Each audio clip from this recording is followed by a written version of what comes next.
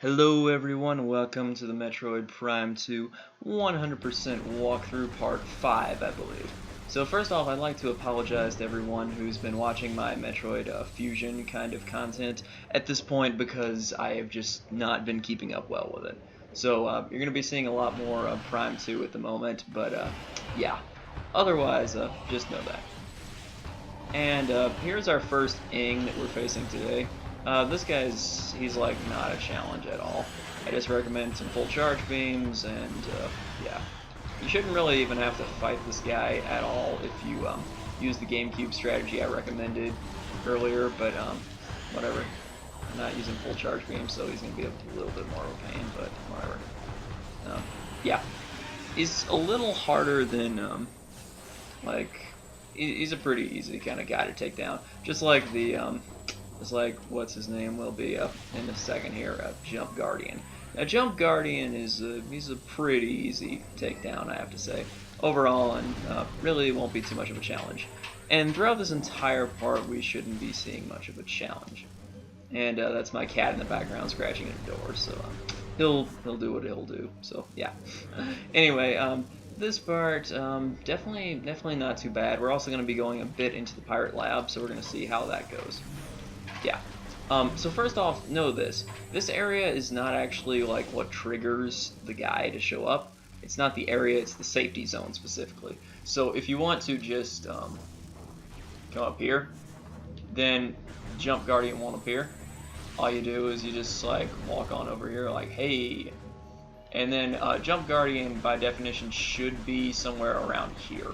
So you should see like the beam blast like hit him, and then like he's invisible, so it doesn't do any damage, you know.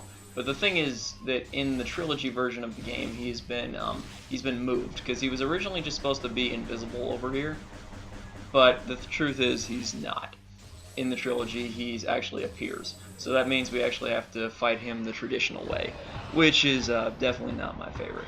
But, you know, tradition aside, I guess we're going to have to do this.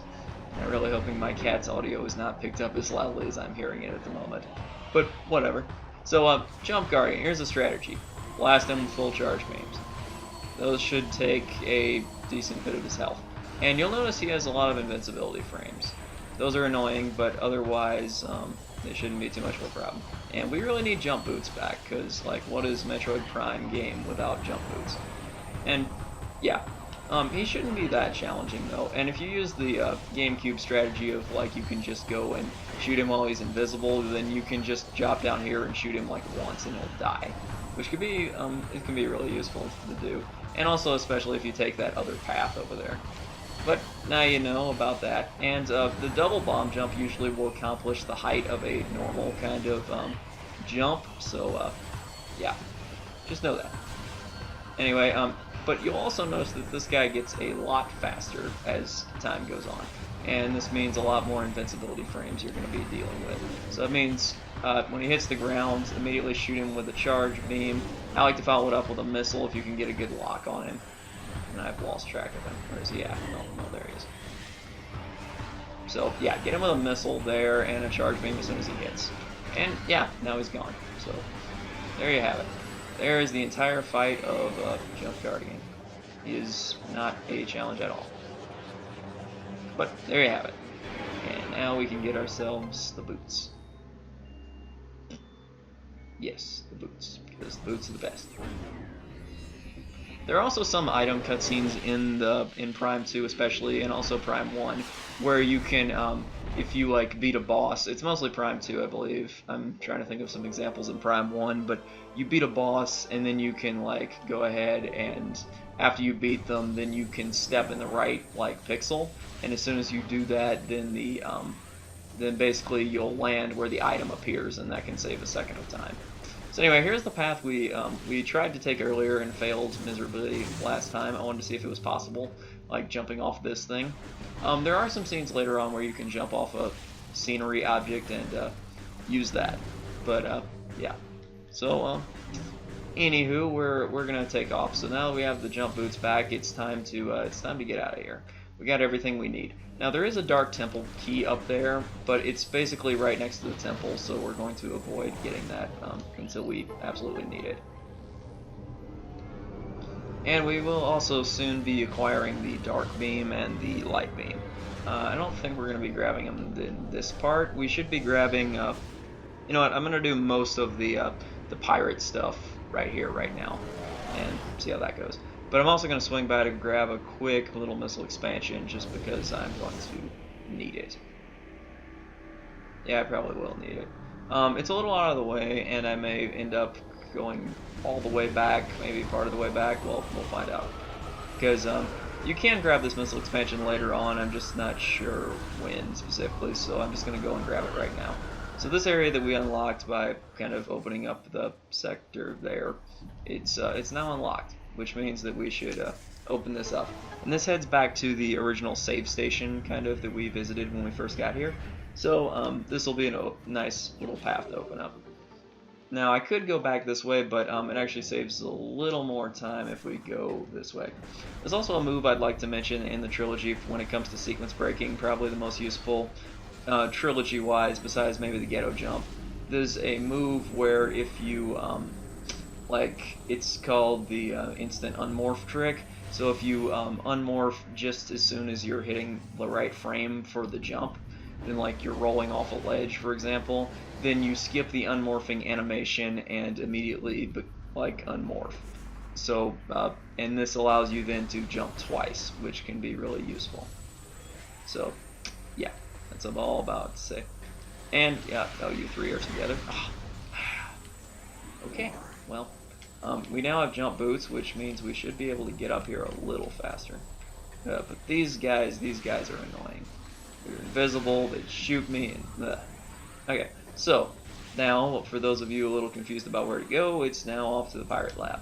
So there's another little trick in the beginning of the game, just so you guys know.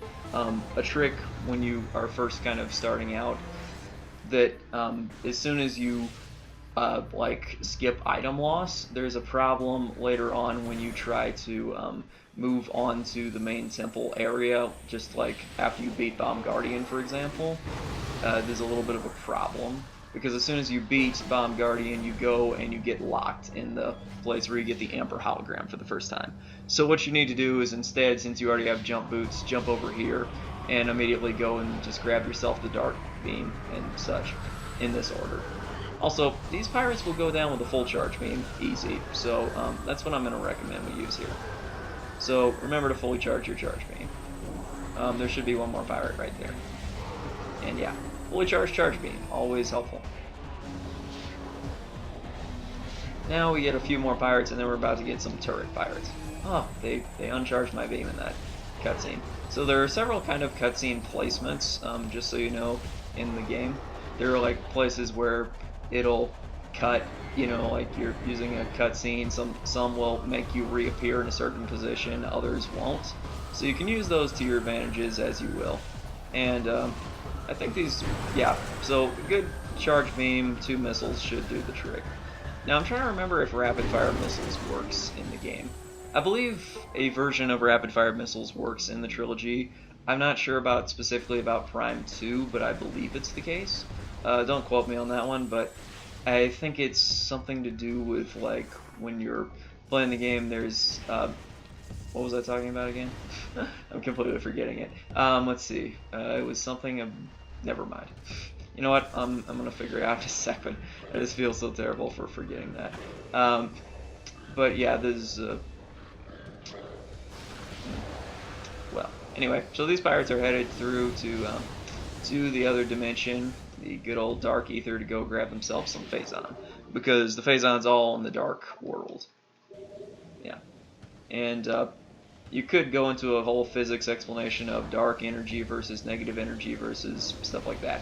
But I'll suffice it to say that I've done a little bit of reading, a little bit about Alcubierre's drive and the negative energy required to fuel such a warp drive.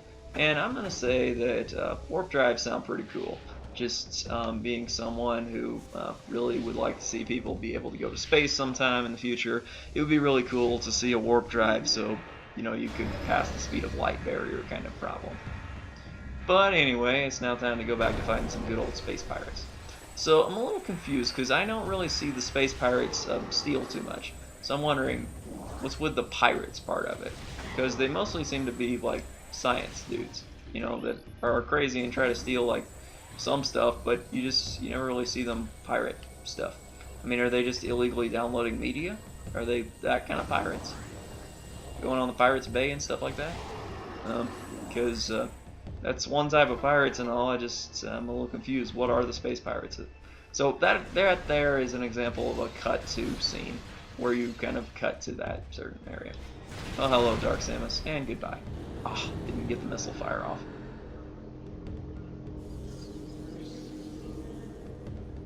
And so that's Dark Samus. Hello again. But as I was saying, there are some annoying parts of the game where it'll kind of, well, I call them a bit annoying, but it's where you do something and immediately are placed in a specific location. Now, it's useful if you come across a problem such as, like, an example might be when it comes to item loss or when you're trying to get back in bounds in the game. So there's a way to get out of bounds in the game, and there are two kind of methods of traveling there. There's one called aether jumping, or ether jumping, that is, I believe it's called. I'm not sure which pronunciation is correct, but I'm going to call it ether. Which, yeah. So ether jumping is basically if you fall out of bounds completely. Okay? So the way that works is, like, if you kind of step out of bounds and you fall, then you're stuck in this thing called the ether, or the aether, which is basically where the game is programmed on and such. And yeah, just knock me off the platform there, guys. But the way ether or aether works is you can't jump or do anything in it like you can inside the box of the normal game. So you have to do a specific jump where you move into the very edge of the invisible box in the room, and you have something like a 3-frame window to jump.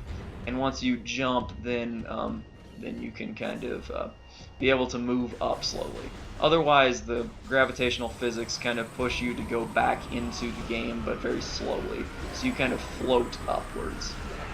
And yeah, Charge Beam's good if you can get one in on these guys. If not, missiles work well. Dark Beam works incredibly well in taking these guys down, so know that.